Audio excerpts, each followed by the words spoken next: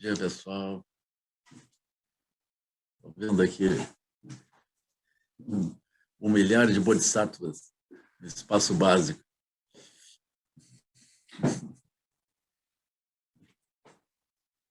Girlene,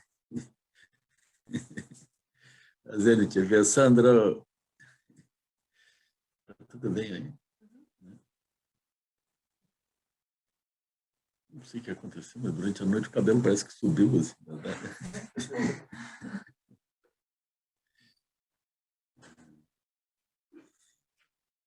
Yutsugi. Mas, então, eu queria... Hoje nós vamos seguindo, né? Oi, Bruno. Nós vamos seguindo. E eu queria fazer uns comentários, porque naturalmente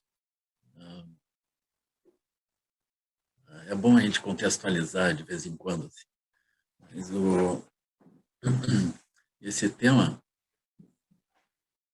a localização da mente, ele está descrito dentro dos ensinamentos de Dogen Rinpoche, a iluminação da sabedoria primordial. Né?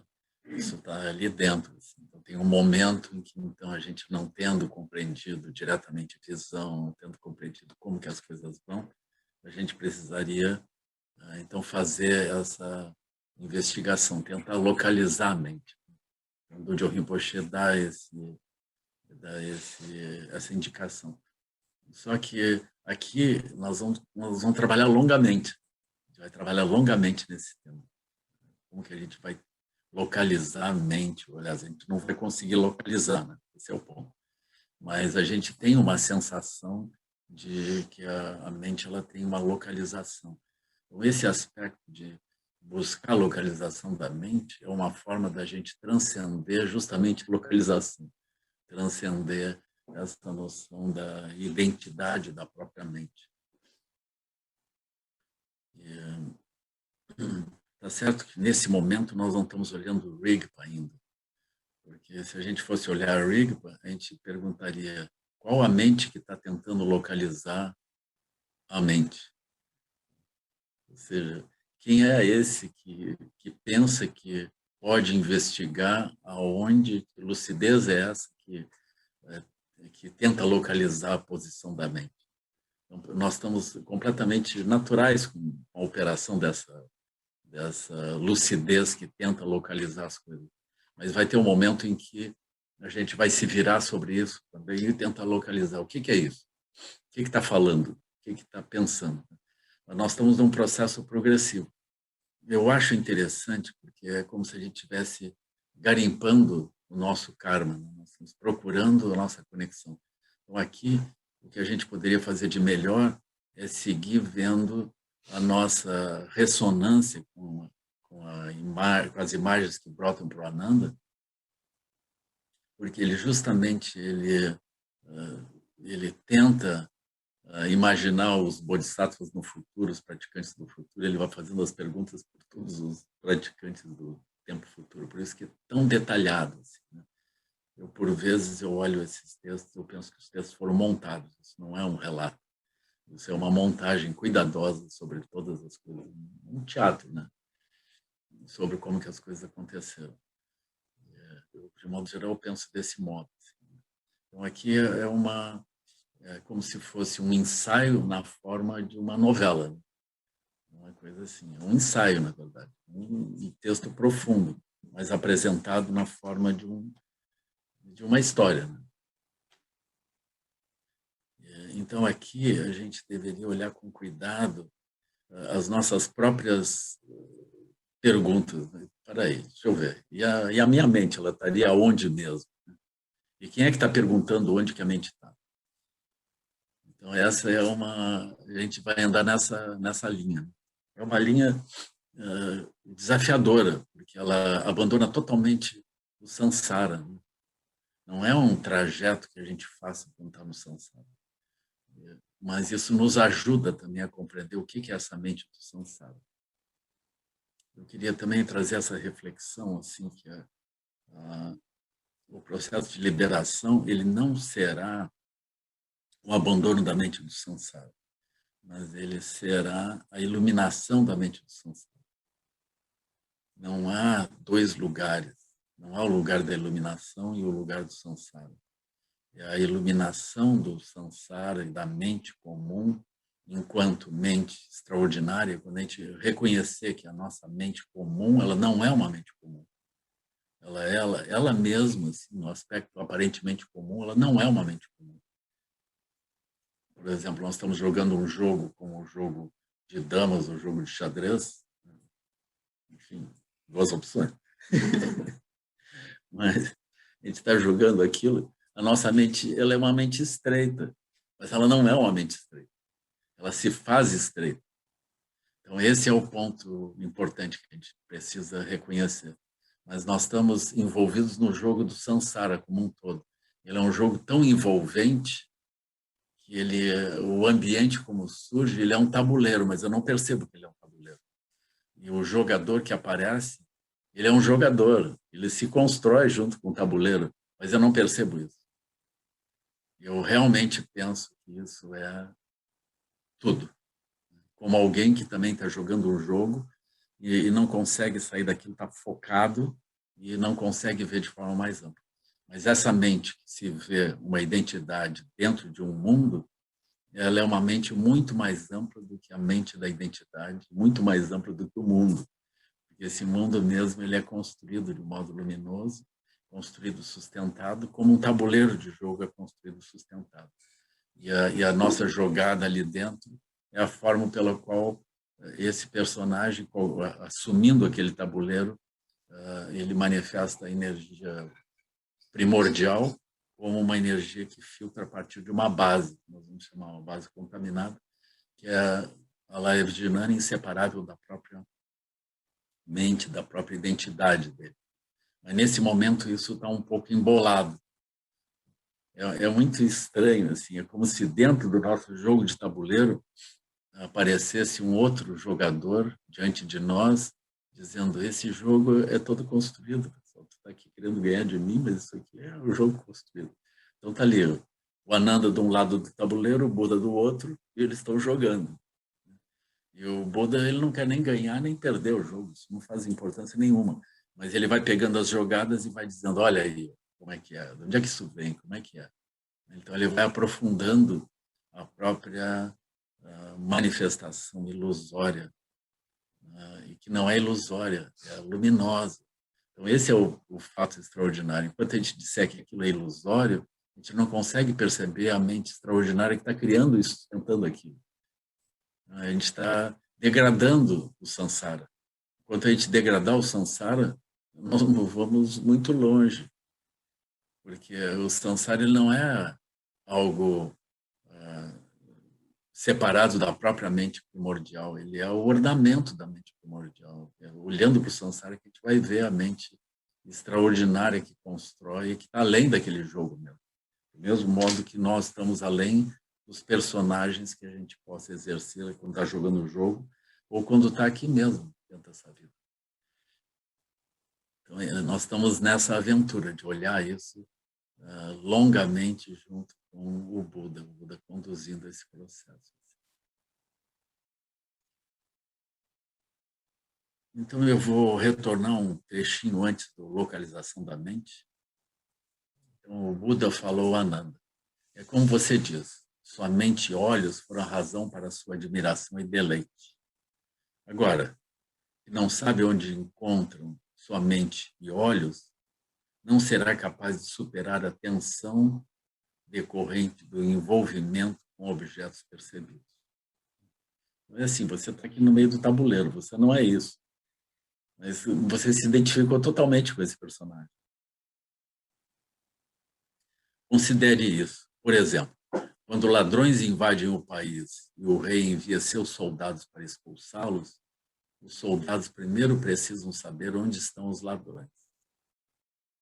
Você está preso ao círculo de mortes e renascimentos por culpa de sua mente e olhos. Agora eu lhe pergunto, onde estão precisamente sua mente e olhos? Uma pessoa está presa dentro do jogo. mas ela não tem essa sensação. Ela tem a sensação de que ela está vendo, está tudo, e ela está pensando, está tudo ok. Então, a mente e os olhos estão ok. Então, aonde que se esconde o ladrão que rouba a amplitude da mente e deixa a mente estreita? Essa é a questão. Então, Ananda propõe que a mente está no corpo. Honrado dos mundos, Ananda disse ao Buda: as 10 classes de seres em todos os mundos acreditam que a mente consciente reside no corpo. E ao observar os olhos de lótus do Tathagata, sei que eles são partes do rosto do Buda. Claramente, também são parte do seu corpo. É evidente que esses órgãos físicos que respondem aos 4 tipos de objetos percebidos são partes do meu rosto. E, desse modo, minha mente consciente também certamente pode ser encontrada no meu corpo. Buda disse a Ananda: nesse momento, sentado no salão do Dharma do Tathagata, você pode ver o bosque do príncipe Jeta. Onde está o bosque? Esse grandioso e sagrado salão do Dharma, com seus muitos andares, honrado dos mundos, está situado no jardim do benfeitor de órfãos e daqueles sem filhos. E o bosque do príncipe Jetro fica do lado de fora do salão. Ananda, qual é a primeira coisa que você vê desde o lugar onde está o salão?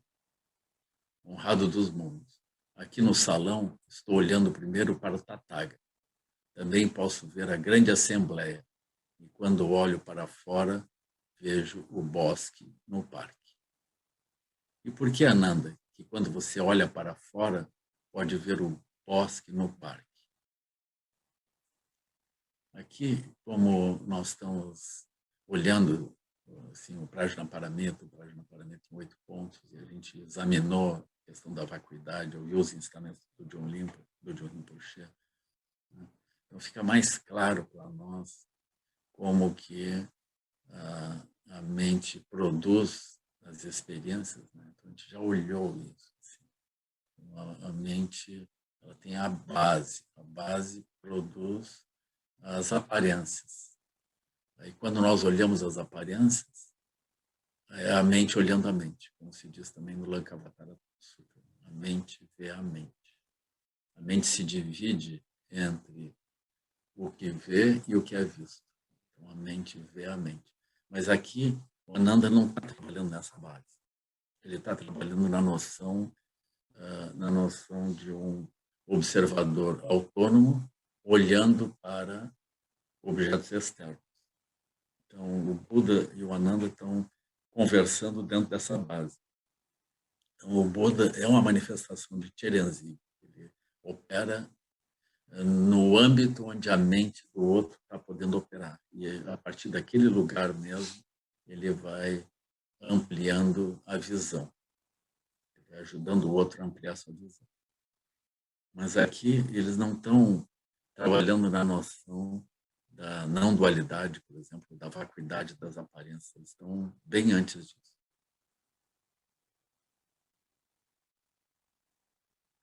Por que, Ananda, que quando você olha para fora pode ver o bosque no parque?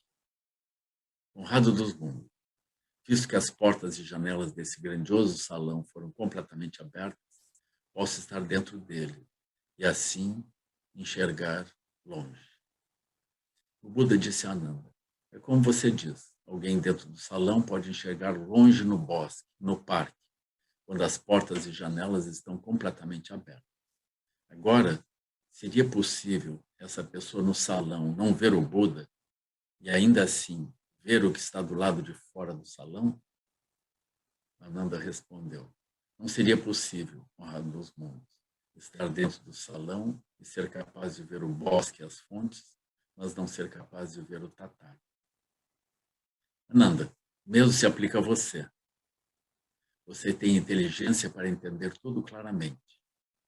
Se sua mente, com seu entendimento claro, estivesse dentro de seu corpo, então a parte interna de seu corpo seria a primeira coisa com a qual ela entraria em contato e da qual teria conhecimento. Existem seres que veem primeiro a parte interna de seu corpo, seus corpos, antes de enxergarem as coisas do lado de fora? Mesmo que não pudessem ver seu coração, fígado, baço, estômago, ainda assim eles notariam pelo menos o crescimento de suas unhas e cabelos, o movimento de seus tendões e o batimento de seu pulso. Por que então você não é capaz de ver essas coisas? E, posto que sua mente definitivamente não é visualmente cognoscente daquilo que está dentro do seu corpo, como ela pode ter conhecimento do que está fora dele? Desse modo, você pode perceber que, quando diz que a mente está consciente, faz distinções, localiza-se dentro do seu corpo, você afirma o impossível. Então, aqui ele está tratando da mente como se ela fosse um órgão de sentido, como se ela fosse capaz de ver diretamente o aspecto grosseiro da realidade, diretamente.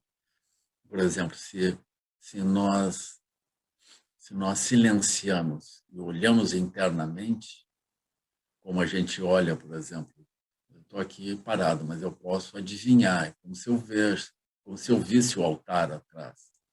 Eu não estou olhando para trás, mas ou seja, não tem nenhum olho físico, mas eu adivinho isso. Do mesmo modo, eu posso olhar por dentro do corpo e ver ossos, ver tendões, ver as várias partes do corpo. Mas isso não é a visão que o Buda está mencionando. Está mencionando a visão como se fosse um olho mesmo, uma visão grosseira, não uma visão sutil.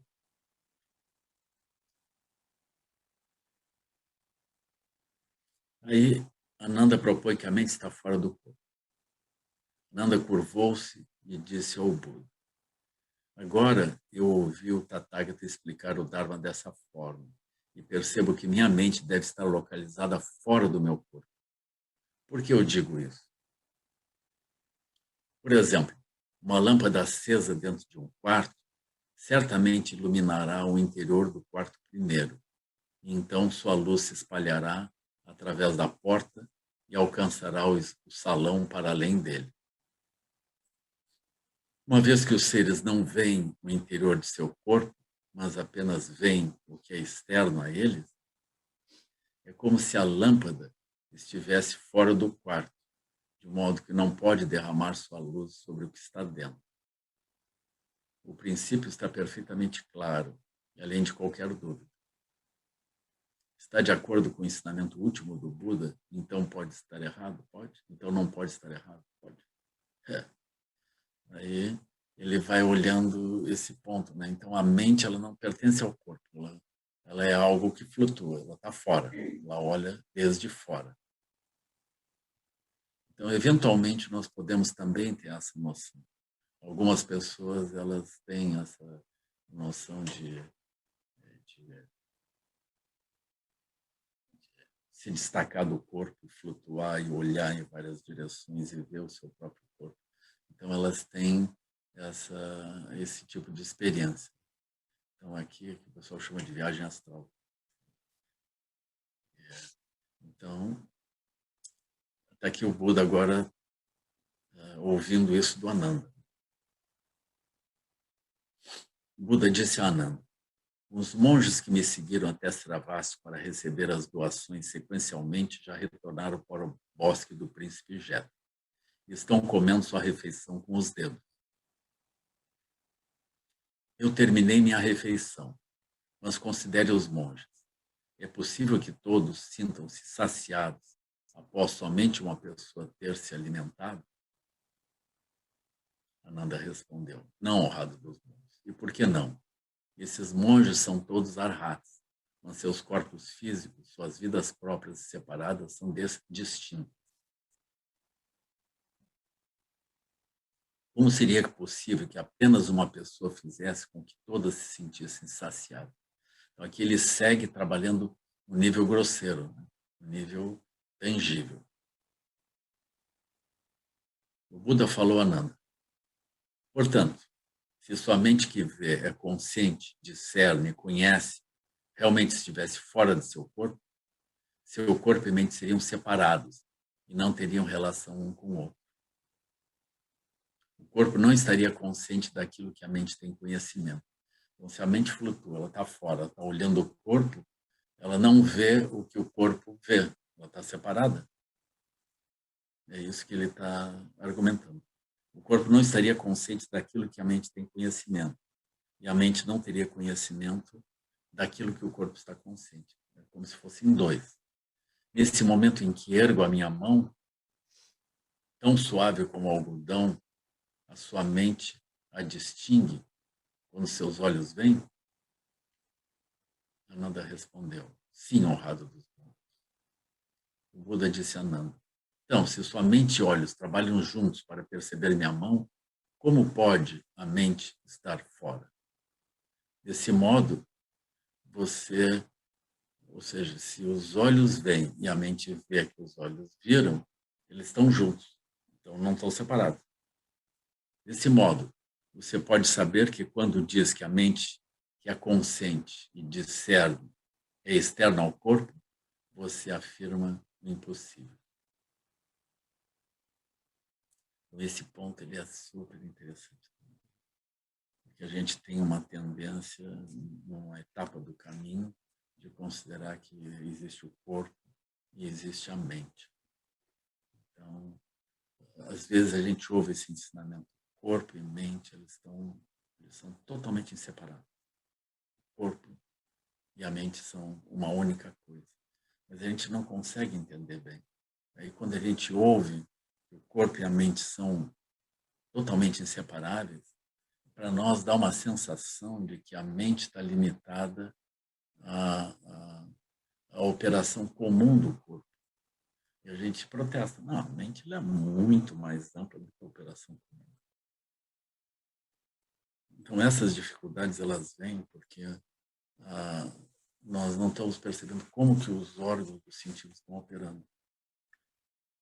Aqui o Buda ele vai iluminar isso. Ele vai mostrar como que a operação dos órgãos dos sentidos é a operação da mente. E não é a operação de uma mente estreita. É uma operação de uma mente muito ampla. Da própria mente ampla. Propriamente primordial. Então não tem separação de fato. E a noção de corpo físico como algo existente, separado, e existente no sentido grosseiro, ela também vai ser abandonada por uma noção do aspecto sutil que brota do aspecto secreto. Mas, por enquanto, nós estamos trabalhando só no aspecto grosseiro. A gente não viu o aspecto sutil, muito menos o aspecto secreto. Aí tem um comentário do mestre Xuanhua. O Buda mostra que, se a mente que é consciente sabe e discerne fosse externa ao corpo, não havia conexão entre eles. O corpo não estaria consciente da mente, nem seria influenciado por ela. Se a sua consciência estivesse no corpo, sua mente não teria consciência dele.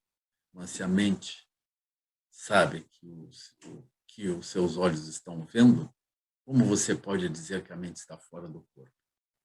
Note, porém, que o Buda não diz que a mente está dentro do corpo. Ele já esclareceu esse também, como um engano. Ananda apenas sabe como analisar os ensinamentos do Buda por meio de sua mente consciente, que surge e cessa. A mente que agora eles estão usando esse argumento. Eu acho bem bom assim, o argumento que o Buda usa, que o mestre Xuanhua, ele localizou bem, né? Que é a distinção entre a mente que surge e cessa da mente da base primordial que não surge nem cessa. Então, nós, durante um longo tempo, nós vamos mirar nessa direção. Nós vamos ir andando e tornando cada vez mais claro o significado disso. Ou seja, do que é a mente que surge e cessa, do que é a mente que está na base, que produz as manifestações da mente que surge e cessa, mas ela mesma não surge. Ela mesma está incessantemente presente. Então, Ananda apenas sabe como analisar os ensinamentos do Buda por meio de sua mente consciente, que surge e cessa. Ele não está consciente de sua mente verdadeira, perene, que está além de surgimento e desaparecimento. Então, por enquanto, nós estamos passando pela estrutura kármica do Ananda. E o Ananda é um personagem que manifesta a nossa própria estrutura kármica de todos os alunos que vêm ao longo do tempo, porque a gente vai olhando isso, de modo geral, a gente dá razão para mim. O Buda está torturando ele. Ele, na verdade, ele está falando o óbvio. Ele está dizendo a coisa como é. A gente tem uma tendência a apoiar o Ananda. Ananda disse ao Buda, honrado dos monges, é como o Buda falou. Então, Ananda ainda é assim, entrega tudo para o Buda, mas porque eu não vejo o interior do meu corpo, minha mente não está localizada lá. E porque o corpo e a mente operam juntos e não estão separados, minha mente também não está fora do corpo. Agora, pensando agora, eu sei exatamente onde está minha mente. Então ele está lá. O Buda está torturando ele. Ele podia dizer, olha, isso aí não importa, abençoado, eu quero iluminação, como é que faz? Mas aí ele está lá. O Buda falou, onde ela está, então? Ananda respondeu, vem mais na teoria, né? Isso é bonito, cientistas são assim, né? Ananda respondeu, vejo que a mente que discerne está consciente, não sabe nada sobre o interior do corpo, mas pode ver o que está fora, acredito, após refletir. Que a mente está escondida nos olhos. Claro, ela não vê para dentro e vê para fora. E está junto do corpo. Claro, está nos olhos. Por exemplo, digamos que alguém coloque taças transparentes de cristal diante de seus olhos. Aí vem a teoria. Bonito isso, igualzinho a nós. Ainda que as taças de cristal cubram seus olhos, elas não obstruirão sua visão. Dessa forma, seus olhos podem ver e seus discernimentos são feitos em conformidade com isso. Assim, minha mente que está consciente e conhece, não é capaz de ver o interior do corpo, porque está localizada na faculdade visual. Ela observa o que está fora do corpo, vendo claramente sem impedimentos. Pela mesma razão, qual seja, a mente está escondida nos olhos. Eu acho que é mais fácil a gente rir disso do que entender mesmo isso. Porque a gente pode ter uma sensação de que a mente está escondida dentro dos olhos. A gente pode ter essa sensação. Porque, vamos dizer, a gente abriu o olho, aquilo tudo aparece, e nós estamos já pensando tudo junto. Onde é que estaria? Eu acho que a mente está nos olhos.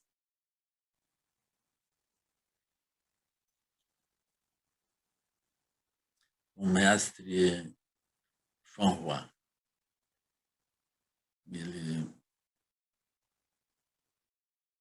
ele comenta assim, Ananda diz, o mestre Fanhua comentando, eu acredito, botou entre aspas, eu acredito, sublinhou essa expressão, e depois colocou essa outra expressão, após refletir. Aí ele comenta, isso ainda é somente comum operando. Nós refletimos e consideramos com a mente comum a mente que surge, que é a mente que surge e cessa. Então, vamos olhar com cuidado. Essa mente que está pensando, ela teve um pensamento, ela surgiu. Não, não é isso. Ela cessa. É isso, e não é. É isso, e não é. Aí nós vamos indo. Então, essa mente é a mente que surge e cessa. É a mente comum. Ananda ainda não está entendendo para onde o Buda está conduzindo. De modo geral, as pessoas não podem esperar compreender o Surangama Sutra tendo estudado apenas até aqui. Você precisa estudar o Sutra completo, então o entenderá. Não faz sentido dizer assim mesmo, eu não entendo esse Sutra, então não vou estudá-lo. É precisamente porque ainda não entende que deveria estudar. Esse é o bom argumento. Se tivesse entendendo, não precisava estudar. Já que eu não entendo, aí tem alguma coisa que eu preciso saber. Esse é um bom argumento. Aí segue. Buda disse a Ananda, vamos assumir que a mente está escondida nos olhos, como você afirmou no seu exemplo dos cristais. Eu acho assim, o Buda é maravilhoso, né? A paciência que ele tem. É porque ele é muito próximo do Ananda, que ele não tem mais nada para fazer. Ele vai é fundo no exemplo do Ananda. Vamos assumir que a mente está escondida nos olhos, como você afirmou no exemplo dos cristais. Nesse caso, quando a pessoa coloca as taças diante dos olhos e olha para as montanhas, rios e outras coisas nessa grande terra, ela vê as taças de cristal também? Bom, a gente já começou a complicar. O Buda sempre vem com uma coisa destruidora. Sim, honrado dos bons. Ele enxerga as taças de cristal quando as coloca diante dos olhos. O Buda falou a Ananda, se de fato sua mente pode ser comparada a olhos com cristais diante deles, então, quando você olha para o mundo dos objetos percebidos, por que não vê seus próprios olhos? Vamos dizer, o cristal dos olhos. Ops. Se fosse capaz de ver os seus olhos, eles seriam parte do seu ambiente externo. Desse modo, no entanto, sua mente e olhos não poderiam operar juntos para fazer distinções.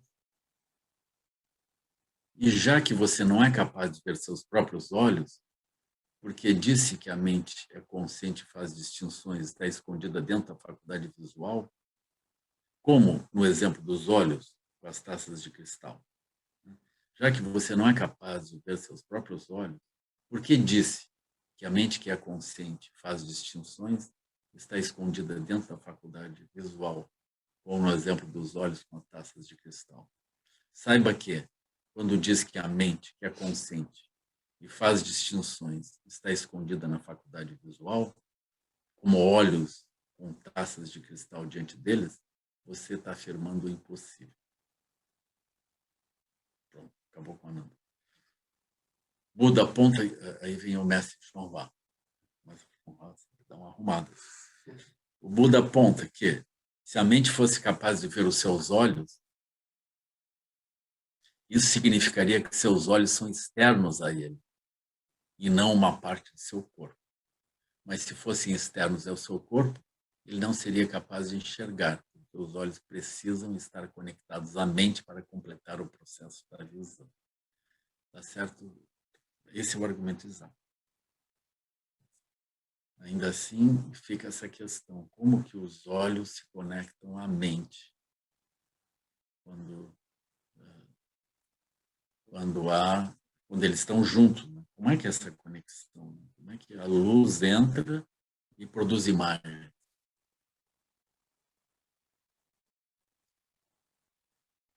Então, aí vem uma subseção. Ananda reconsidera a visão interna e a visão externa. Ananda falou ao Buda, honrados os mundos, ofereço agora essa reconsideração. Nossas vísceras localizam, aí vem uma teoria, uma super teoria, né? Bonita. Nossas vísceras localizam-se dentro dos nossos corpos, enquanto os orifícios estão abertos ao exterior. As vísceras estão ocultas na escuridão, mas nos orifícios há luz. Agora, olhando o Buda com meus olhos abertos, vejo luz. Ver essa luz é o que eu chamaria de visão externa. Eu acho assim, que aí todo mundo devia parar por um dia só de olho aberto. Como que essa luz está entrando? A gente pegar essa questão. Como que essa luz entra nos olhos e na mente? Como é isso? Esse é o tema. Ver essa luz é o que eu chamaria de visão externa. Ver a escuridão quando fecho os olhos é o que eu chamaria de visão interna. E aí, abençoado, como lhe soa essa ideia?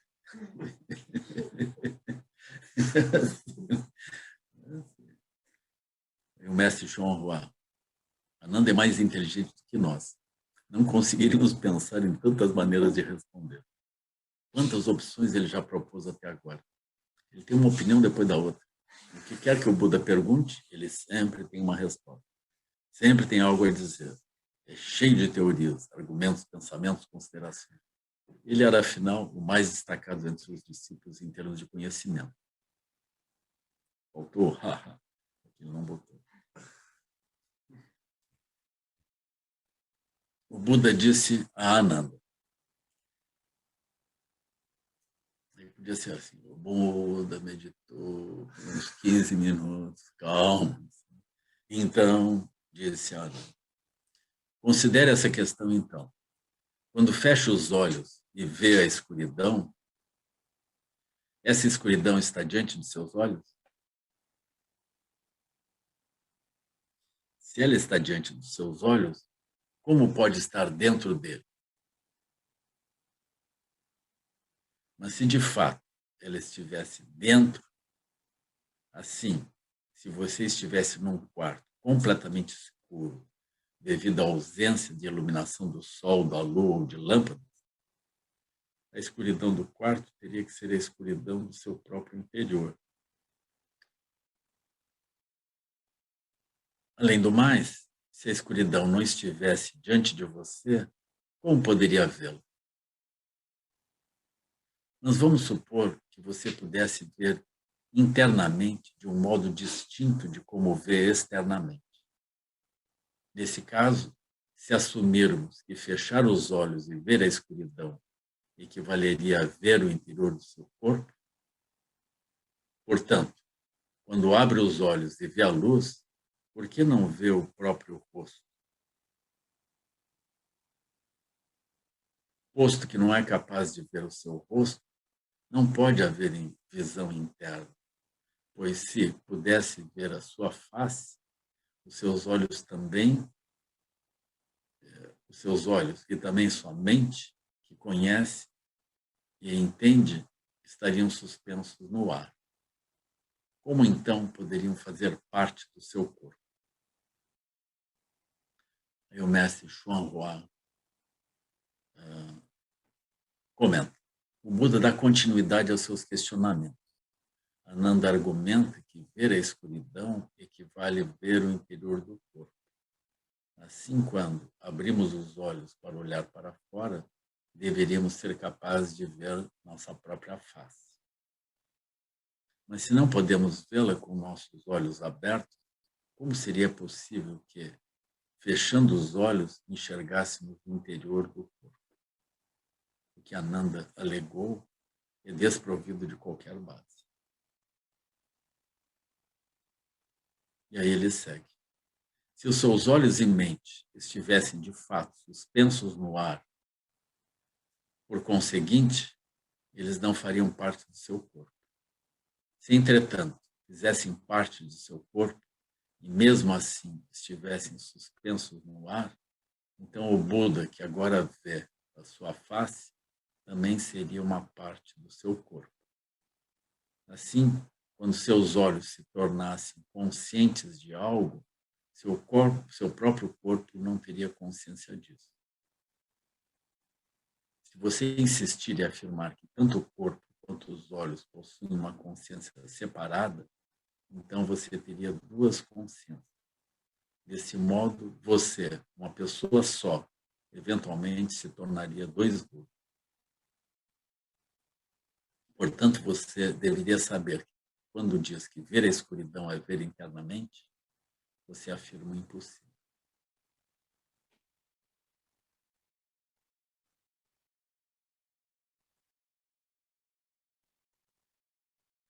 Aí Ananda propõe que a mente surge em resposta a condições.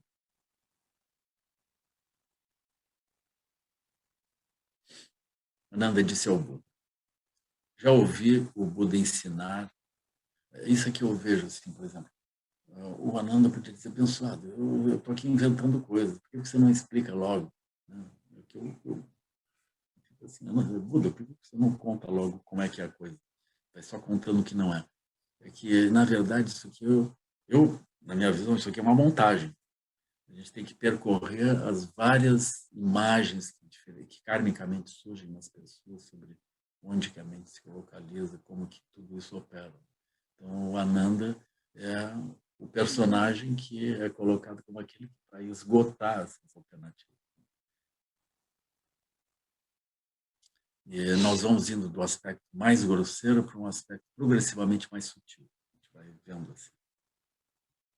Ananda disse ao Buda, já ouviu o Buda ensinar as quatro assembleias que, porque um estado mental ocorre, vários objetos percebidos ocorrem. Você já vê como é que está ficando, né? Então, agora já não é a visão do olho. Um estado mental ocorre, vários objetos percebidos ocorrem. Eu estou trabalhando em percepção, não estou trabalhando agora no aspecto grosseiro. Porque objetos percebidos ocorrem, vários estados mentais ocorrem. Agora nós estamos trabalhando não com mente, mas com estados mentais e experiências que ocorrem. Estou agora pensando que esse próprio ato de pensar, que é um exemplo de um estado mental ocorrendo, em resposta a objetos percebidos, é a verdadeira natureza da minha mente.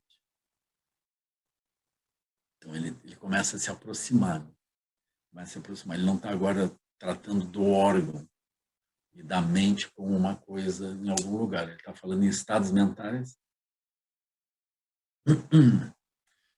e natureza verdadeira da mente. Não está tratando da mente, está tratando da natureza verdadeira da mente. Então, aqui o tipo de argumentação começa a mudar. Assim, a mente surge ao se combinar com objetos percebidos, onde quer que eles ocorram. Então, é como se a mente não existisse, mas ela passa a existir junto com os objetos percebidos. Então, esse é um problema, porque, na verdade, ele está ainda acessando a mente que surge cessa. Ele não está vendo a base primordial e não surge nem cessa. Mas ele já está começando a se deslocar em direção ao que é mais sutil. Então, quando ele diz a mente surge ao se combinar com objetos percebidos, ele está vendo estados mentais. Né? Estados mentais. Então, ele vai associar esses estados mentais à própria mente. Não é que esteja errado, mas ele não vê a mente que não surge e não cessa, ele só vê o que surge e cessa. Assim, a mente surge ao se combinar com objetos percebidos, onde quer que eles ocorram. Ela não existe em apenas uma das três localizações, dentro, fora ou no meio.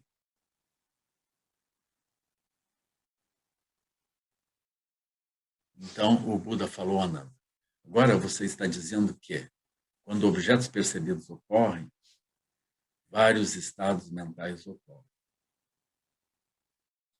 E, portanto, que a mente surge ao se combinar com esses objetos percebidos onde quer que eles ocorram. Mas tal mente não teria uma natureza essencial em si mesma. Esse é o problema. E, consequentemente, não seria capaz de se combinar com nada. Se, desprovida de uma natureza essencial em si mesma, ela ainda não fosse capaz de se combinar com objetos percebidos, então haveria um 19º elemento, constituinte da percepção. Porque tal é que ele está se referindo aos 18 datos, né? Os 3 órgãos, os 6 sentidos, os 6 órgãos dos sentidos, as 6 mentes. 3 vezes 6, 18. Aí ele está dizendo que tem um 19º. Mas tal mente não seria uma natureza essencial de si mesma. Consequentemente, não seria capaz de se combinar com nada. Se desprovida de uma natureza essencial em si mesma, ela ainda fosse capaz de se combinar com objetos percebidos, então essa é uma mente que está além de olhos, ouvidos, nariz, língua, tato e a mente e a sexta consciência, ela está além disso, uma outra coisa. Então ela seria um 19º elemento constituinte da percepção, porque tal mente estaria se combinando com uma 7ª categoria de objetos percebidos. E isso não é. O Buda sempre interpreta mal o que o Ananda quer dizer. O Buda refuta a nova proposição de Ananda da seguinte forma: se a mente tivesse localização, mas não tivesse uma natureza essencial, ela seria externa aos 18 elementos constituintes da percepção. Os 18 elementos constituintes são as 6 faculdades de percepção, os 6 tipos de objetos percebidos correspondentes às faculdades de percepção e as 6 consciências. O Buda mostra que a extensão lógica do argumento de Ananda é que existe um 19º constituinte, o local onde uma supostamente insubstancial surge ao se combinar com objetos percebidos.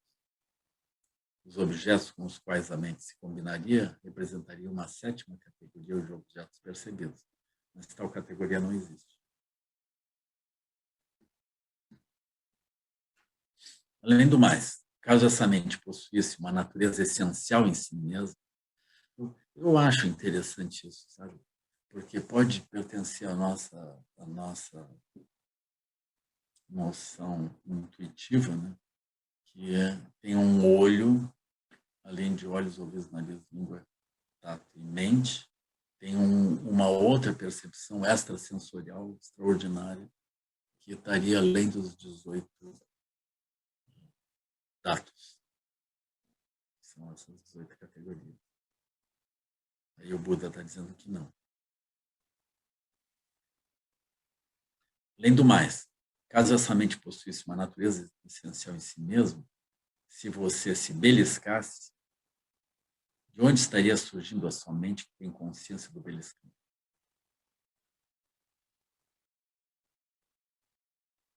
Ela estaria vindo a partir do interior do seu corpo, estaria entrando desde o exterior. Se ela viesse de dentro, assim, novamente, você seria capaz de ver o interior do seu corpo. Se ela estivesse entrando a partir do exterior, ela veria primeiramente seu rosto. Então, de novo, ele vai usando o argumento do aspecto grosseiro. Então, se essa mente, essa 19ª, ela pudesse ver agora, eu dou um beliscão no braço,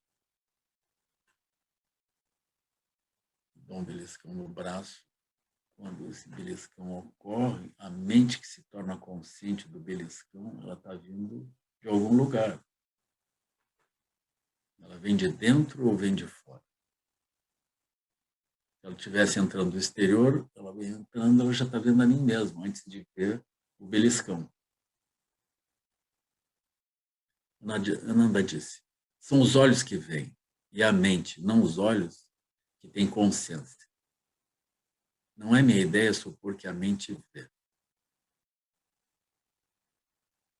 O Buda respondeu, se os olhos pudessem ver, então, por analogia, quando eu estivesse em um quarto, seria a porta, e não você que veria o que está do lado de fora do quarto. Não apenas isso. Quando alguém morresse com seus olhos ainda intactos, eles continuariam enxergando. Mas como seria possível que uma pessoa morta enxergasse? Ananda, se sua mente que é consciente, sabe e faz distinções de fato, tivesse uma natureza essencial em si mesma, ela teria uma natureza essencial única ou múltiplas naturezas essenciais.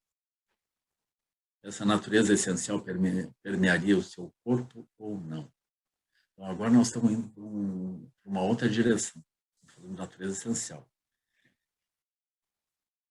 Essa natureza essencial permearia o seu corpo ou não? Eu, quando olho esses argumentos, né, se é para insistir, eu ia insistir, eu ia ficar do lado do Ananda. Fala isso para ele.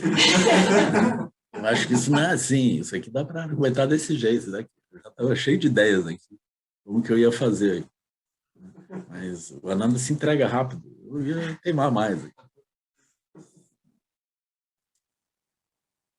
Ananda, se sua mente que é consciente, sabe, faz distinções de fato, tivesse uma natureza essencial em si mesma, enquanto mente consciente que sabe faz, ela teria uma natureza essencial única ou múltiplas naturezas essenciais. Se essa natureza essencial permearia o seu corpo ou não? Suponha que fosse uma natureza essencial única. Nesse caso, se você beliscasse um de seus membros, não sentiria o beliscão em todos os 4 membros? Se sim, a sensação de beliscão não estaria confinada a um local específico.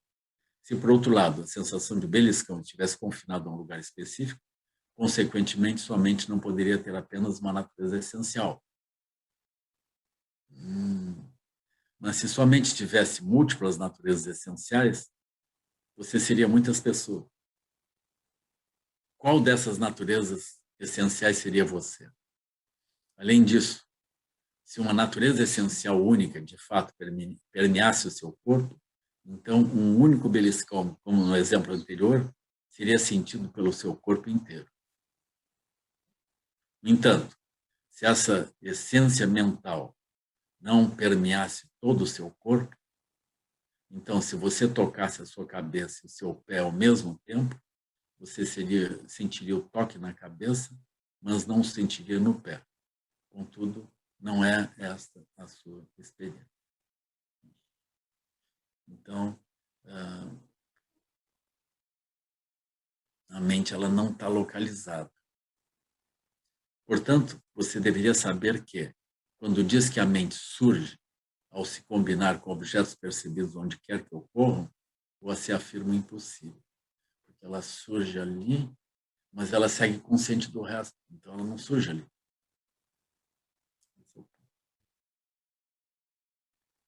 Então, Ananda propõe que a mente está no meio. Não sei bem meio do quê, mas essa é a pergunta. Ananda disse ao Buda, honrado dos mundos.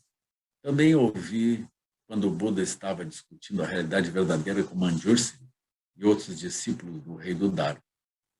Naquela ocasião, o honrado dos mundos falou que a mente não está nem dentro do corpo,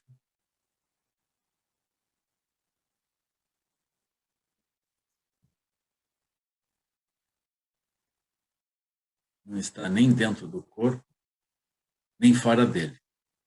E agora estou refletindo que, se a mente estivesse dentro, ela não veria nada. E se estivesse fora, sua consciência estaria separada do corpo. Mas visto que a mente não está consciente do que se encontra dentro, essa não pode ser sua localização. E visto que a consciência da mente não está separada do corpo, não faz sentido dizer que a mente é externa a ele. Portanto, uma vez que a consciência da mente e a consciência do corpo não estão separadas, e uma vez que a mente não é capaz de ver o que está dentro do corpo, ela deve estar localizada no meio.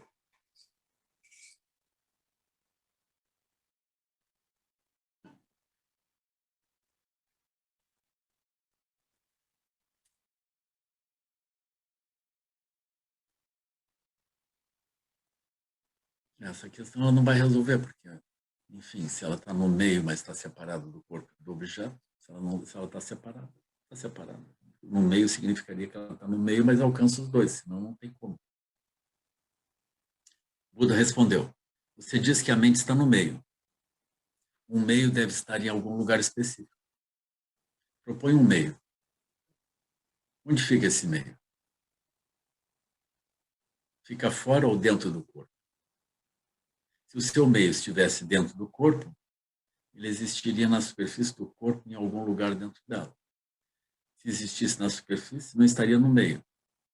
E se fosse interno a ela, estaria localizado na parte de dentro. Esse meio tem alguma localização, afinal, Ananda? Se sim, há alguma indicação dessa localização?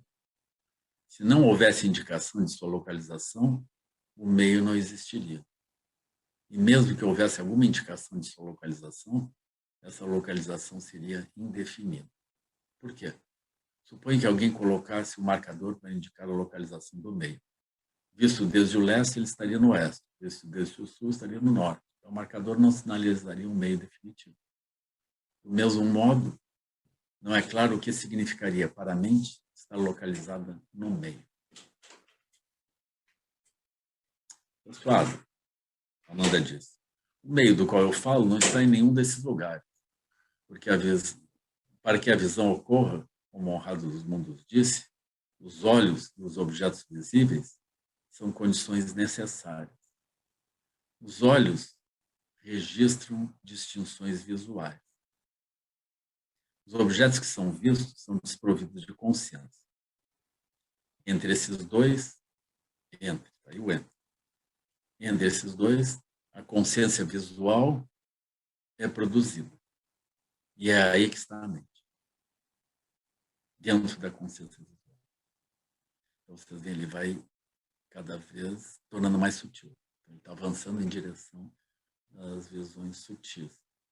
Então, aquilo já não é o órgão, já é a consciência.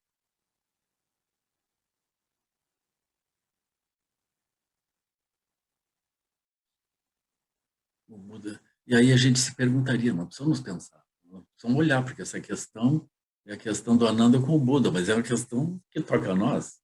E aí? Essa mente consciente, ela está onde? Como é que ela aparece na relação com as coisas?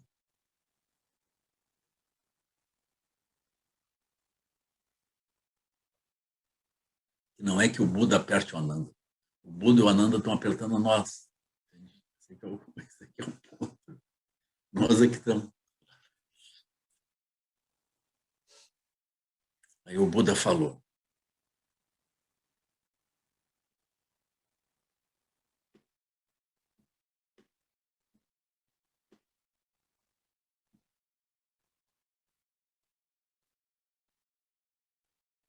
Aí o Buda falou. Se sua mente estivesse localizada entre a faculdade visual e os objetos que ela percebe, se sua mente estivesse localizada entre a faculdade visual e os objetos que ela percebe, a natureza essencial da mente seria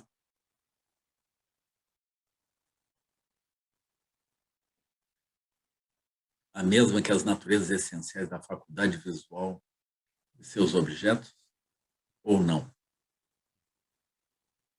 Então, se a sua mente estivesse localizada entre a faculdade visual e os objetos que ela percebe, a natureza essencial da mente seria a mesma natureza que as naturezas essenciais da faculdade visual e seus objetos, ou não? Se a natureza essencial da mente fosse a mesma que as naturezas essenciais da faculdade visual e seus objetos, ela seria uma combinação confusa do que é consciente e do que não é consciente. Isso é contraditório. Onde estaria esse meio, afinal? E ainda que a natureza essencial da mente não fosse a mesma que as naturezas essenciais da faculdade visual e de seus objetos, a mente não seria nem consciente, nem não consciente. Tal mente seria desprovida de qualquer natureza essencial. Como então poderia estar no meio? Portanto, você deveria saber que seria impossível que a mente estivesse localizada no meio.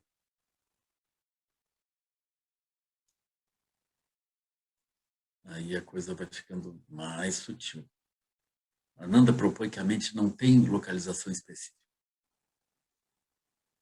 Então, essa é uma questão assim, para nós. Assim, a gente vê o mundo todo ao redor.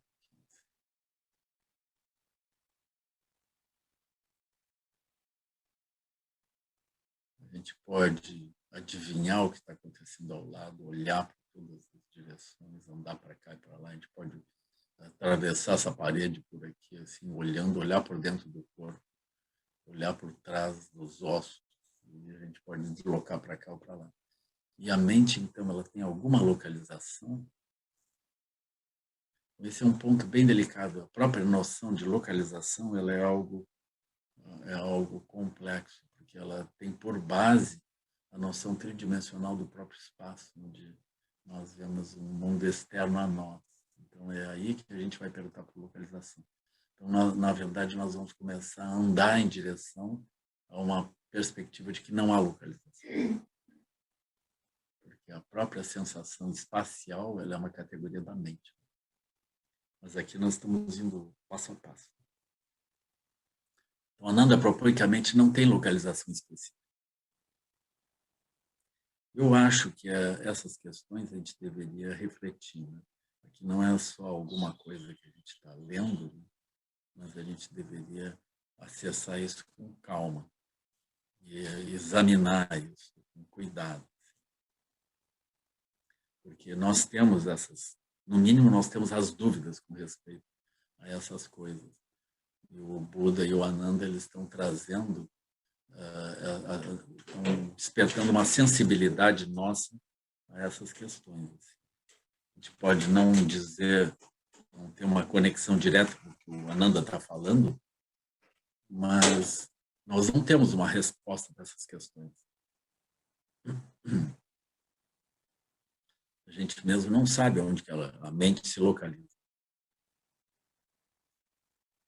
Então, Ananda disse ao Buda, honrado dos mundos, quando, junto com Maha, Moggallana, Subhuti, Purna, Metaluniputra e Sariputra, 4 dos grandes discípulos, ouviu o Buda girar a roda do Dharma, com frequência o escutei dizer que a mente que é consciente e faz distinções não está localizada nem dentro, nem fora e nem no meio. Ela não se localiza em nenhum desses lugares. Isso que não tem uma localização específica deve ser o que chamamos de mente. Pode o que não tem uma localização específica ser chamado de minha mente? Então agora o Ananda pergunta, né? Pode o que não tem uma localização específica ser chamado de minha mente? Então ele diz que ouviu com frequência dizer que a mente que é consciente faz distinções não está localizada nem dentro, nem fora e nem no meio. Escutou o Buda dizendo isso, o Ananda escutou. Né? Que a mente não se localiza em nenhum desses lugares, nem dentro, nem fora e nem no meio.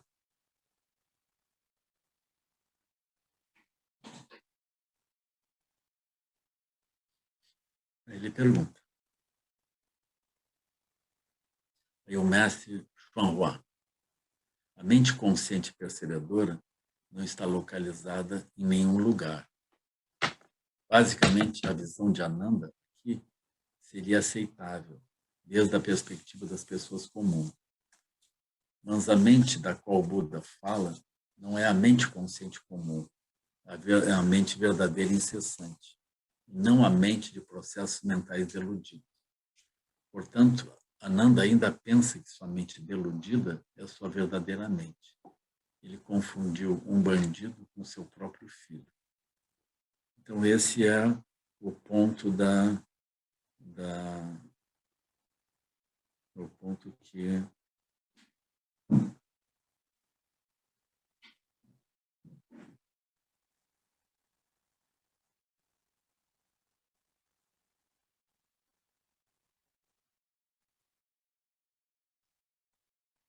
é o ponto onde o Buda está, onde o Ananda está. Né? Então, como o mestre Xuanhua vai dizendo, a mente consciente e percebedora não está localizada em nenhum lugar.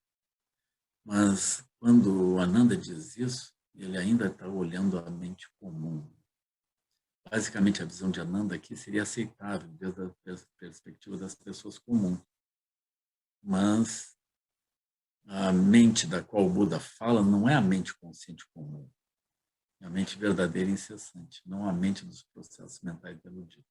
Portanto, Ananda ainda pensa que sua mente deludida é sua verdadeira mente. Ele confundiu, ou seja, a mente construída, o bandido, com seu próprio filho. Buda falou a Ananda, você diz que a mente que é consciente faz distinções não está localizada num lugar específico. Entretanto, o ar, as terras, as águas e as criaturas que voam se movem neles e sobre eles, de fato, todas as coisas existentes no mundo têm localizações específicas. Ele, de novo, o Buda fica vasculhando o karma, o nosso karma. Se tudo tem localização específica, como é que a mente não tem localização? Então, o Buda fica tentando vasculhar essa conexão kármica que o Ananda tem com relação à mente num sentido grosseiro, a mente que surge como se fosse uma existência dentro do mundo. Então é isso que o Ananda está olhando como se fosse a mente. Né?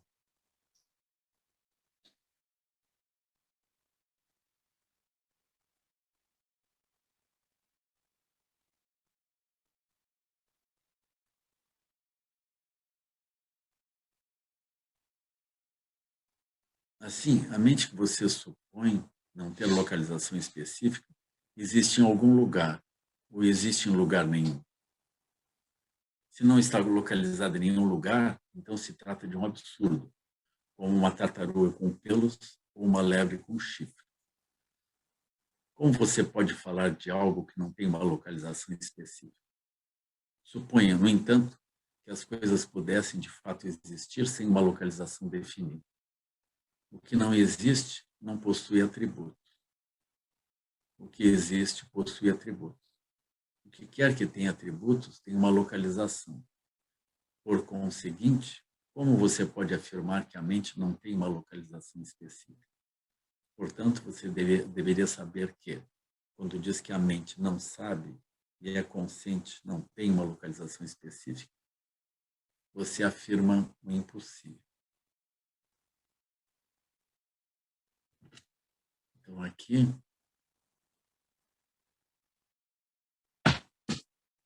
em vez de encaminhar a solução, ele segue trancando a Ananda.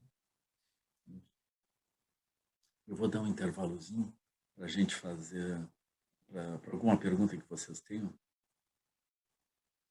A gente ainda tem uns minutos.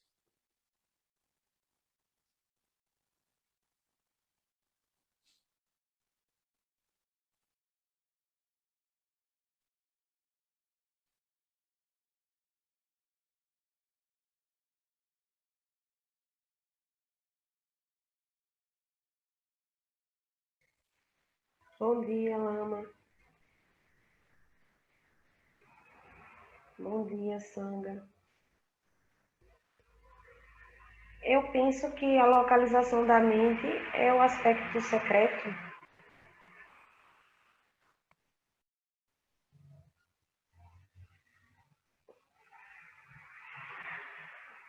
ou é algo passível do nosso conhecimento?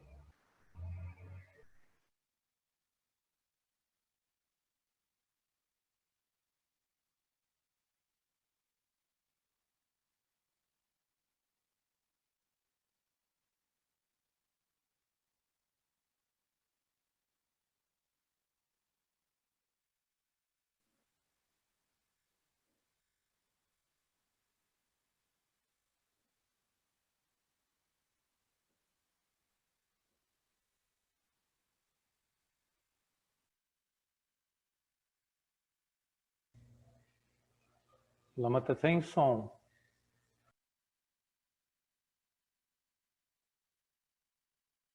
Se dá, né? Esse é o ponto, assim. Porque a gente não vai...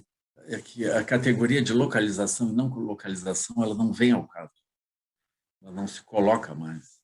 A mente é consciente e a gente precisa entender a não dualidade, né?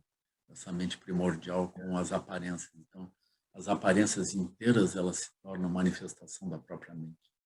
A própria noção de espacialidade é uma manifestação da própria mente.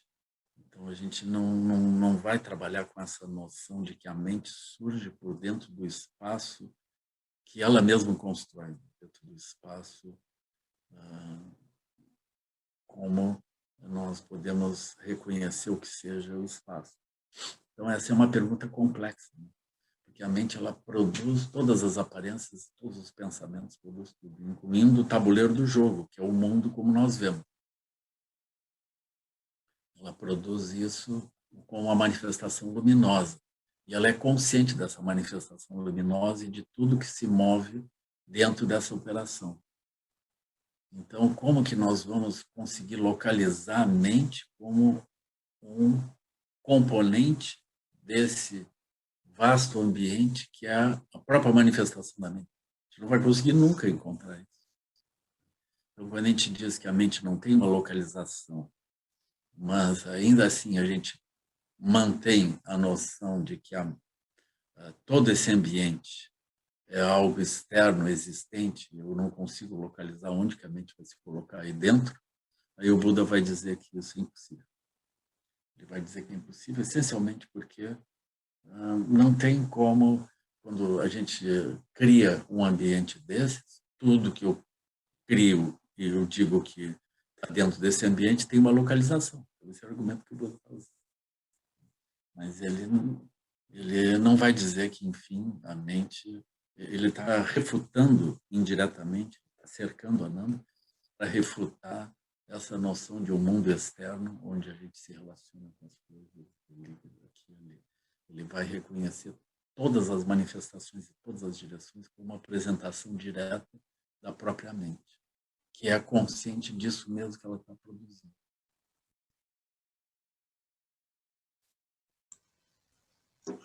Lama, considerando a... Podia perguntar?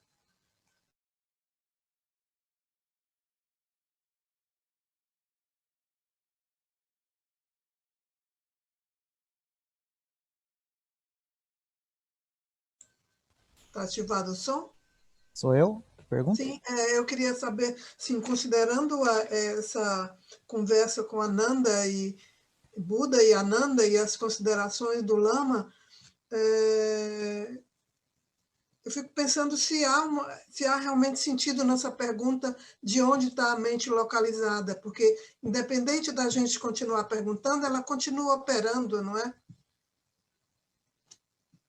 É isso mesmo. É isso mesmo. Essa questão ela vai ser esgotada, viu, Ian? Vai desaparecer essa pergunta. Mas, nesse momento, o Buda está produzindo o esgotamento da noção separativa, da operação comum da mente, né? Que reconhece a existência de um mundo ao redor e separado do próprio corpo, separado da mente que vê, né? Ele vai criar uma outra visão. Mas, nesse momento, ele está esgotando, ele está levando o Ananda ao esgotamento dessa visão de como que as coisas elas são. Porque qualquer noção de mente como algo que pertence ao corpo, ou não pertence ao corpo, dentro de um mundo, ela não tem solução. Por quê? Porque esse mesmo mundo, esse mesmo corpo, as identidades, todas as operações, todas elas são a manifestação luminosa da própria mente. Elas já são, tudo que está ao redor, em todas as direções, já é isso. Como esse exemplo, a gente pode começar com a casa onde a gente está. A gente vê a nossa casa, quando a gente diz a casa, ela é muito mais do que as paredes e os objetos que estão ali. Ela é uma categoria da mente, uma construção. Então, todas as direções que nós olhamos, nós encontramos a própria mente. Então, nesse sentido, a gente pode dizer que o universo inteiro, em todas as direções, ele é totalmente inseparável de nós, no sentido de que ele, sendo uma categoria da mente, ele opera desse modo, completamente conjunto, não há separação nenhuma, não tem nenhuma separação. Mas, quando nós estamos trabalhando dentro da perspectiva separativa, e a gente busca uma mente dentro de um lugar desse, dentro de um mundo, tem que estar em algum lugar. Essa é um esforço que não tem solução. Ele não vai levar a lugar nenhum. Não tem a possibilidade de encontrar qualquer resposta para isso. O Ananda está sendo levado ao canto. Assim. Ele vai abandonar, mas o Buda, no fim, ele vai endireitar tudo, ele vai deixar tudo arrumadinho.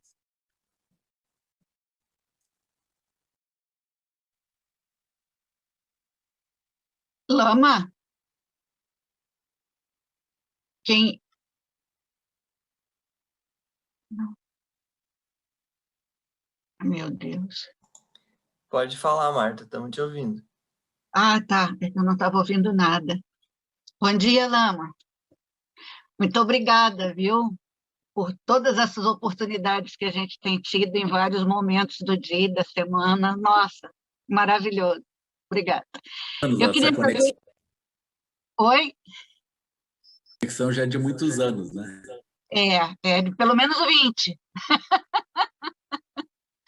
Eu queria saber o seguinte, eu posso pensar, né, que a mente livre, ela é livre, mas enquanto nós estamos vivos aqui, ela está aprisionada ao corpo, mas que mesmo aprisionada ao corpo, se é que esse pensamento é verdadeiro, né? Ela estando aprisionada,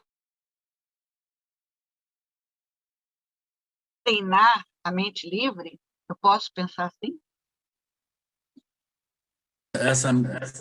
Essa mente que está aparentemente aprisionada, ela é a mente que está aprisionada, por exemplo, quando tem um tabuleiro de jogo, nós estamos aprisionados àquele jogo, mas a gente não está aprisionado de fato.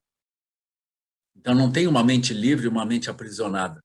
Tem uma mente que foca e está operando ali.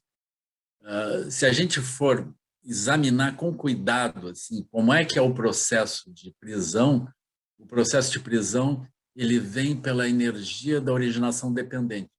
A gente vê uma coisa e aquilo é interessante. Interessante em que sentido? Brotam ideias. Então, tem um fluxo de energia que vai produzindo outras imagens e nós ficamos presos ao fluxo de imagens que vai aparecendo. Só isso. É só isso. Essa é a nossa prisão, é o movimento da energia.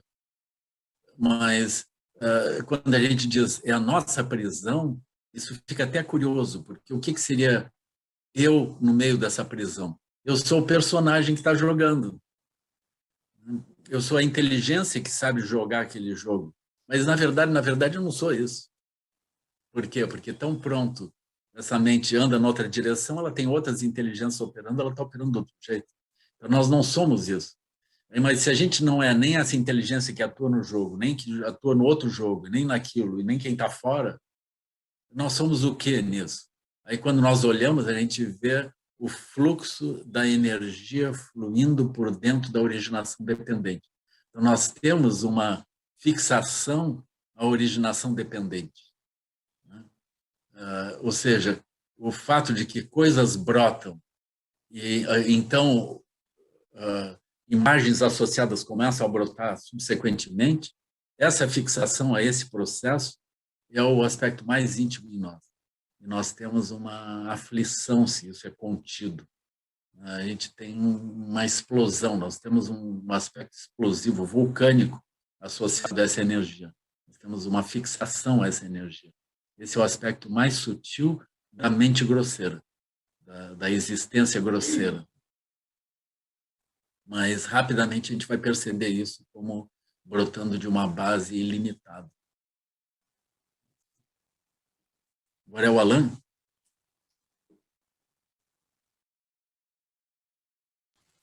Sim, Lama, bom dia. Tudo bom? Tô conseguindo ouvir. Oi, Alan. Tudo bom, Lama? Cortou de novo. De que cidade tu és? Sou de Campinas, São Paulo. Cheguei aí já no SEB e tal, conversei com o Paulo. Cortou. Lama, eu só queria que... Não foi? Não entendi. Tu estava aspirando vir aqui, né? Sim.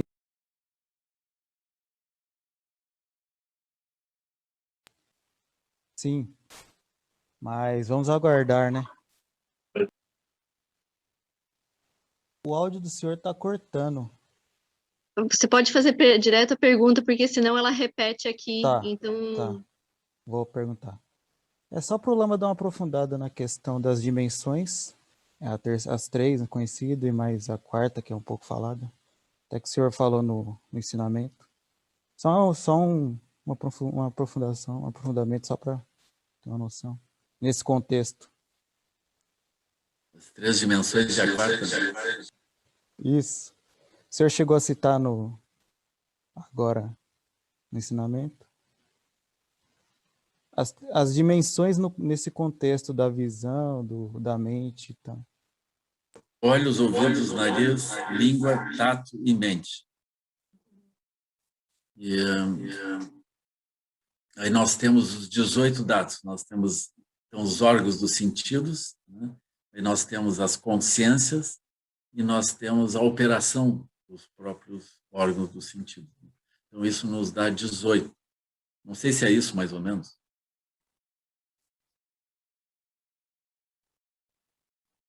Não era isso, Alan? Não era isso, Alan.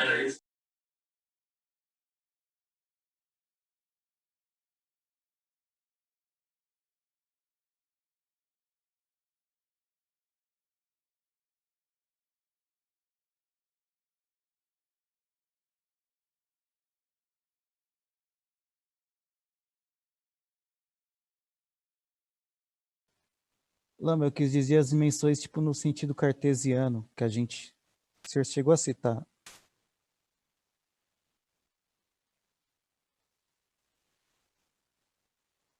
Tipo, eu estou enxergando um objeto, mas ele está lá na... Ok. Não consegue me ouvir? Consegue? Lama, eu quis dizer as dimensões no sentido cartesiano. X, Y, Z e tal. O Buda não está tratando disso. O Buda não está tratando disso. O Buda vai falar das 3 dimensões. A 4ª dimensão aqui a gente vai incluir o tempo. A gente não tem uma 4ª dimensão. O Buda também não vai mencionar uma 4ª dimensão. Os cientistas eles incluem a 4ª como o tempo. Mas o Buda ele não chega a abordar esse tipo de questão.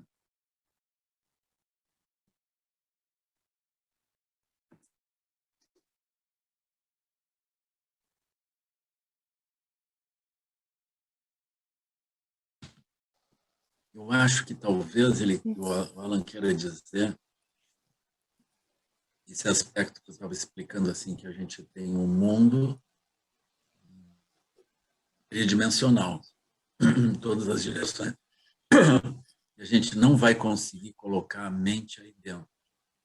Por quê? Porque a mente está num outro lugar. Talvez seja isso. Uma vez que todas essas características aqui, elas já são a própria manifestação da mente. Então, a mente ela não está dentro desse espaço. Ela mesma está num espaço primordial, que não é um espaço dimensional. É uma liberdade natural, que ela é não material, não dual. Então, essa manifestação, a mente, eu não posso dizer nem que ela está nesse lugar, mas é um lugar que não é um lugar. Desse espaço abstrato, ela manifesta as aparências. Então, a gente não vai conseguir colocar a mente dentro desse universo de aparências, que é uma construção dela mesma. Ela não vira um objeto dentro daquilo que é ela mesma. Não há como. Então, a busca da localização da mente, ela vai se esgotar nesse ponto. Oi, Lama, bom dia. Eu acho que é minha vez. Que é Cristina. Isso, bom dia. Estão me ouvindo bem? Bom dia, Cris. Tudo bem? Muitas saudades, muito obrigada pela oportunidade. E a minha pergunta, começou com algo que você disse no início, e aí eu fiz, enfim, algumas anotações aqui. Então, você disse, a mente vê diretamente o aspecto grosseiro. Aí, continuando, não, a visão vê a própria mente. O grosseiro também é uma espécie de projeção da própria mente, ou seja, o mundo em si e mesmo o nosso corpo. Na verdade, essa segunda parte já sou eu, a partir de agora já sou eu. Então, o que a mente seria... Continuando, os olhos captam a luz, né, o comprimento de onda, mas de forma diferencial. Então, eu tenho, por exemplo, as abelhas que captam UV, já as cobras captam infravermelho, e nós apenas vemos o espectro da luz visível. Quem seleciona o que vemos? Esse comprimento de onda. Porque o comprimento de onda parece algo físico, né? Relacionado com os olhos. Então, os olhos captam o comprimento de onda. Mas quem seleciona o comprimento de onda que a abelha vê, o comprimento de onda que eu vejo? Aí eu coloquei assim, me parece que o mundo, todas as possibilidades, ou os diferentes tipos de Dharma, são uma projeção da mente primordial. Porém, existiriam diferentes níveis de estreiteza, assim como um pesquisador que seleciona 1, 5 ou 1000 indivíduos de uma população e aí ele generaliza para todos. Então, seria mais ou menos isso. O mundo, né, o que a gente vê seria, então, uma projeção, uma espécie de projeção independente de onde está essa mente primordial. E aí a mente vê a mente, que é a projeção desse mundo. Mas tem essa mente que seleciona, que seria a mente estreita. E aí nós tentamos ampliar essa visão para ver um pouco mais desse mundo, porque ele está todo aí. Desculpa, me pediram para ser breve, mas não tinha como. E eu já tenho uma Eu vou ser pergunta. breve. Viu, Sim. Professor, eu ia falar para você. Eu vou responder. Só uma sugestãozinha. Seria bom se tivesse um canal, um e-mail, alguma coisa para a gente mandar as questões mais longas, porque... Eu acho que é possível, possível. mas tem, né? Tem, né? Então, mas eu não sei. Eu só preciso saber. Legal, muito obrigada, desculpa. Bem, eu acho que está bem, Cris. Essas perguntas, eu acho que ela está bem colocada, assim, né? Eu tenho a tendência a não trancar, eu tenho que dizer, não, está bem, porque aquilo que não está bem, depois a gente tromba, né? A gente vai seguindo o nosso pensamento, depois a gente tromba. E eu acho que está correto imaginar isso. A questão é que a gente tem que ter muito cuidado, viu, Cris? É o seguinte, a mente ela não atua como um personagem dentro do mundo. Esse é o ponto crucial. Se a gente estiver raciocinando desse modo, nós vamos ter problema. A mente ela constrói os mundos e constrói os personagens que são formas específicas, são configurações específicas. E esses personagens são vivos, mas o mundo também é vivo. E ele muda, porque ele é uma manifestação luminosa que é produzida e sustentada. Mas ela é produzida e sustentada por um tempo, depois ela muda. Então, essas coisas elas vão operando desse modo, né?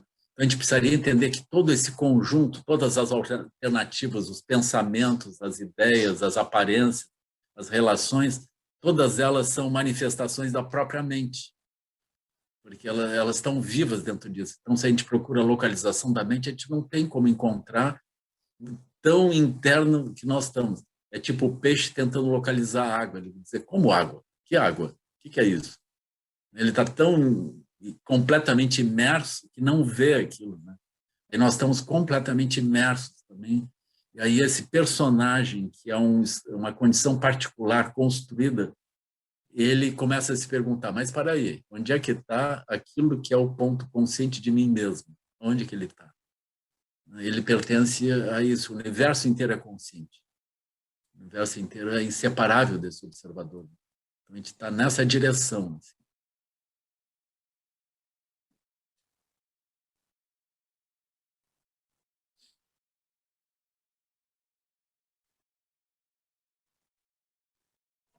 Bom dia, Lama. Está me ouvindo?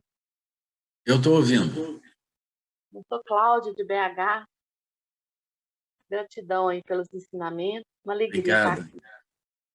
Ô, Lama, minha pergunta eu tinha feito ela um pouco antes aí no chat, mas é parecida com a da Cris.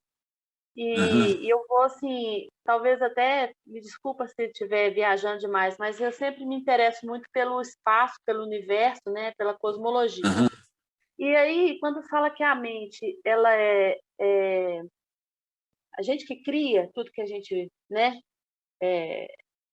a coemergência da mente, né, tudo que eu olho, o aspecto grosseiro, e eu fico observando a cada passo que a humanidade dá, a gente observa um pouco mais distante no universo, né? Então, até então, desde a primeira cosmologia primitiva até hoje, já avançamos bastante. E o que eu vejo, todos os cientistas, né, eles estão ali pesquisando, estão vendo a mesma coisa, né? É cientista dizer, também, então... Cláudia? Não, só curiosa. Cientista do Google. Exatamente. Eu gosto de seguir o Marcelo Gleiser, né? Space Today, esse povo todo aí que trabalha nessa linha, eu gosto muito. E acabo tentando entender um pouco sobre isso, né? Tentando buscar talvez assim, imaginar o que não é imaginável, né? Mas enfim. Aí a minha preocupação é a seguinte: se nós estamos criando essa realidade, o outro também, a gente poderia dizer que nós todos somos manifestações de uma única mente? Poderíamos entender, talvez, assim como muitas tradições veem, né, como existir um único a única mente criativa, una, e que ela se reflete em tudo, manifestando em várias, como diz a outra, em comprimento de onda, né? Não sei, criando tudo que existe. A gente pode falar que somos manifestações de alguma coisa que é una mesmo? Não sei se eu soube me Eu acho que expressar. sim, eu acho que eu entendi a pergunta, sim. Tá bom, obrigada. Eu adoraria dizer que sim. Então, eu vou dizer que sim, mas com um reparo. Esse reparo é assim, esse aspecto uno, ele não pertence a um mundo diverso. Então, ele não é a união do conjunto de coisas e ideias desse mundo diverso. Ele é uma outra categoria. Então, nessa outra categoria, não tem muito sentido o uno, porque o uno vem dentro da perspectiva do diverso. Então, se a gente assume uma diversidade, a gente une essa diversidade e vê tudo junto, né? Mas esse uno, ele está além dessa diversidade. Então, por exemplo, no Sutra do Diamante, tu vai ouvir a refutação dessa unidade. Justo apenas por isso. Não é que não haja esse aspecto uno. Por vezes o budismo é considerado monista, porque ele tende a uma unidade, mas é uma unidade que não pertence ao mundo. É só essa a questão. Não é uma unidade que está dentro do mundo. É uma unidade que constrói o mundo. Um mundo que não é um mundo, é um mundo que são categorias de ação da mente, mas não só uma mente, uma multiplicidade de mentes que surgem por dentro disso que é uma construção, né? Então, toda construção, por ser manifestação da mente, ela é consciente. Então, todas as coisas são conscientes em todos os lados, elas têm ideias próprias. A gente termina descobrindo que o namorado tem ideias próprias, então são uma extensão nossa. E os filhos também não, e assim por diante, né? Então, nós vamos descobrindo que os seres pensam. Ou seja, todas as construções elas são conscientes em todas as direções. Então, o mundo ele surge com uma multiplicidade de visões que vão se interpenetrando. Mas essa diversidade ela não constitui uma unidade. Existe uma dimensão livre que, se a gente quiser, a gente chama una. E ela produz essa diversidade. E essa diversidade ela é incessantemente manifesta, ela vai se multiplicando, se interligando e cria esse tecido esponjoso, que é o próprio samsara. Nós vamos parar nesse ponto, ainda que o Alan esteja, aliás, o Lucas está ali na fila, né? Mas aí outra hora a gente segue, Lucas, tá? Então nós vamos fazer agora a dedicação e a gente se encontra na quinta-feira. Mas vocês lembrem, amanhã vai ser um dia, eu não sei assim que pode acontecer, né, pessoal? Porque, olha, quando tiver levantando a estrela véspera no horizonte, que é a iluminação do Buda, atrás vai ter uma lua gigantesca, vermelha, entrando em eclipse. Eu acho que o universo vai se rachar ao meio e vai aparecer o Buda de braços abertos, abençoando o povo. E deve ser o fim do Covid também, o início da era de Aquários, assim, da felicidade, desce os santos todos das várias tradições abraçados, né, com Raul Seixas no meio. Amanhã, se o Raul Seixas não voltar, então eu não entendo mais nada.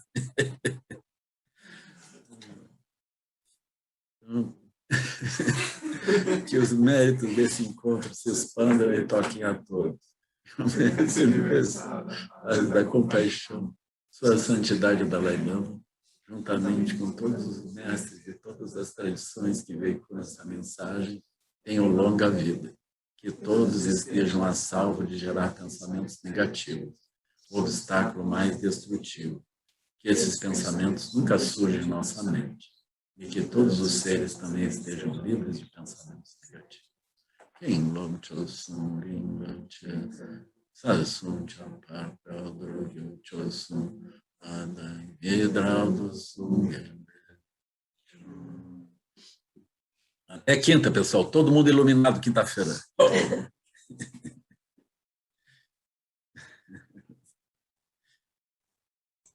Obrigada a todos. Obrigada, gratidão. Ó, quem veio lhe ver. Tchau, Lama. Beijo, beijo. Gratidão. Gratidão. Marrom. Saudade, irmão. Gratidão, Lama. Saudade, não. Olá. Olá. Lama.